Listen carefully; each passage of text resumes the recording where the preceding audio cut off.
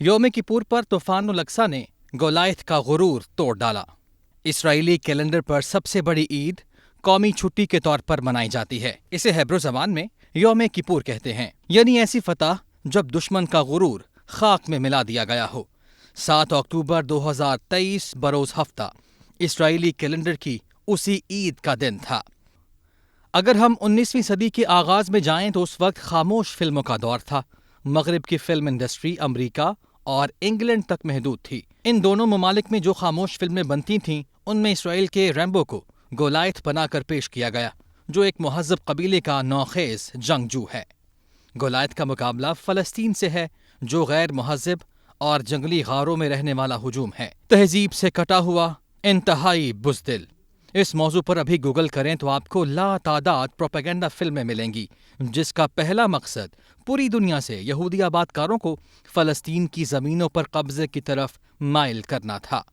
سال 1929 سے شروع کر کے 1945 تک اسرائیل محض ایک نقشے یا خیال سے زمینی حقیقت کی طرف سفر مکمل کر چکا تھا۔ مغرب کے اس ناجائز بچے کے فادر آف دی نیشن کے طور پر ایک یہودی صحافی کا انتخاب کیا گیا جو برطانیہ سے عبرانی زبان میں اخبار شائع کرتا تھا۔ سال 1948 میں برطانیہ کی رائل ایئر فورس کے جہاز میں بیٹھ کر بن گورین فلسطین کے شہر تل ابیب میں اترا اور اسرائیلی ریاست کا اولین سربراہ بنا دیا گیا۔ دوسری جانب فلسطینی مزاحمت کاروں نے نئے صہیونی آباد کاروں کے خلاف فلسطین کی آزادی کی جنگ لڑنا شروع کر دی۔ ان گوریلا کارروائیوں کے حوالے سے فلسطینی مردوں میں جناب یاسر عرفات الفتح کے سربراہ کے طور پر عالمی شخصیت بن کر ابھرے، جبکہ خواتین میں سے لیلا خالد سب سے معروف فلسطینی گوریلا لیڈر کے طور پر عالمی توجہ کا مرکز بنی۔ آزادی فلسطین کی جدوجہد کا اگلا لینڈ مارک 1967 کا سال ہے، جب اسرائیل نے بیت المقدس کے شہر پر قبضہ کیا۔ پھر 1973 میں اردن، مصر اور شام نے اسرائیل کے خلاف چوتھی عرب جنگ لڑی۔ مصری اسے حرب الرمضان کہتے ہیں، جس کے بعد سے اسرائیل سیکیورٹی کے اعتبار سے دنیا کا ناقابل تسخیر ملک کہلانے لگا۔ اس وقت فلسطین کے جس علاقے میں حماس کی حکومت قائم ہے، وہاں سے اسرائیلی گولائت کے خلاف 3 جنگیں فلسطین کی آزادی کے لیے پچھلے 10 سال میں لڑی جا چکی ہیں، جن میں سے آخری جنگ رواں سال مارچ میں لڑی گئی۔ اس جنگ میں اسرائیل کے مظالم نے اسرائیلی گولائت کا ساری دنیا میں منہ کالا کر دیا، کیونکہ اسرائیل نے مقبوضہ فلسطینی علاقوں غزہ کی پٹی اور یروشلم شہر میں خالی ہاتھ مسلمان بچوں اور عورتوں کو کیمروں کے سامنے بلا جواز بے رحمی سے قتل کیا۔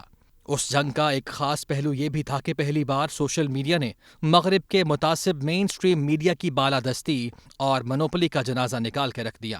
حالیہ یوم کپور پر یہ کسی کے وہم و گمان میں بھی نہیں تھا کہ اسرائیل پر حملہ ہو جائے گا، کیونکہ تاثر اور دعویٰ یہی تھا کہ اسرائیل پر کہیں سے بھی کوئی حملہ نہیں کر سکتا۔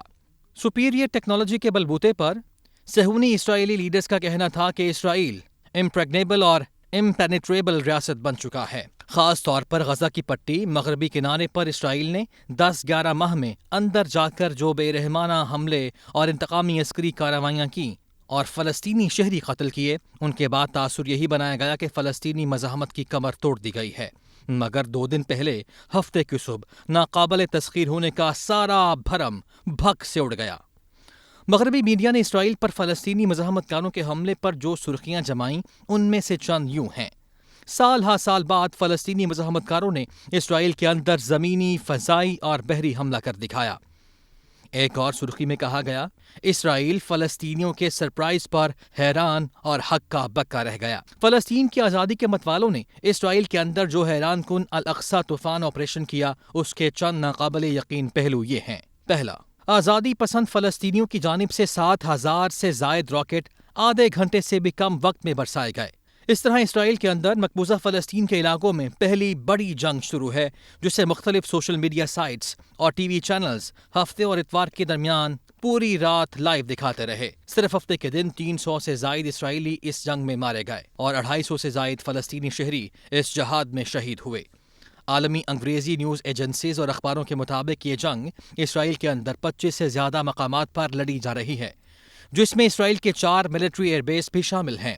کئی کمانڈ سینٹر حملے کی زد میں ہیں اور 20 کے قریب اہم فوجی اہداف پر فلسطینی مجاہد حملہ آور ہیں۔ اس جنگ میں اسرائیل کی قدر بدحواس اور پریشان ہے، اس کا اندازہ امریکہ، انگلستان اور بعض پرو اسرائیل یورپی ممالک کی جانب سے اسرائیل کی یک طرفہ حمایت اور مالی امداد کے فوری اعلانات سے بخوبی لگایا جا سکتا ہے۔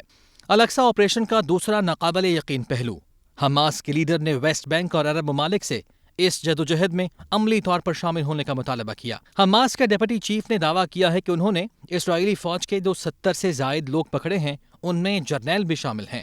دوسری جانب اسرائیلی فوج نے اپنے ایک جرنیل نمرود الوانی کی گرفتاری سمیت اپنے فوجیوں کو جنگی قیدی بنائے جانے کا دعویٰ تسلیم کیا ہے۔ اسرائیل کے کوسٹل ٹاؤن زکیم کی نیول بیس پر بھی حماس کے لڑاکوں نے قبضہ کر لیا۔ تاریخ میں پہلی بار غزہ کی پٹی سے دور دراز علاقے یروشلم اور سعودی عرب کے تبوک بارڈر کے عین سامنے شہر تل ابیب پر بھی دن اور رات کو حملے جاری رکھے۔ لڑاکوں نے اسرائیلی گن شپ ہیلی کاپٹر گرائے جانے کی بھی ویڈیو سوشل میڈیا پر جاری کی ہے۔ اتوار کے روز الصباح اسرائیل کے پولیس چیف یعقوب شبتائی نے پریس بریفنگ میں بتایا کہ ابھی تک اسرائیل کے اندر مختلف شہروں سمیت 21 مقامات پر لڑائی جاری ہے، جس میں فلسطینی مزاحمت کار بڑی تعداد میں شامل ہیں۔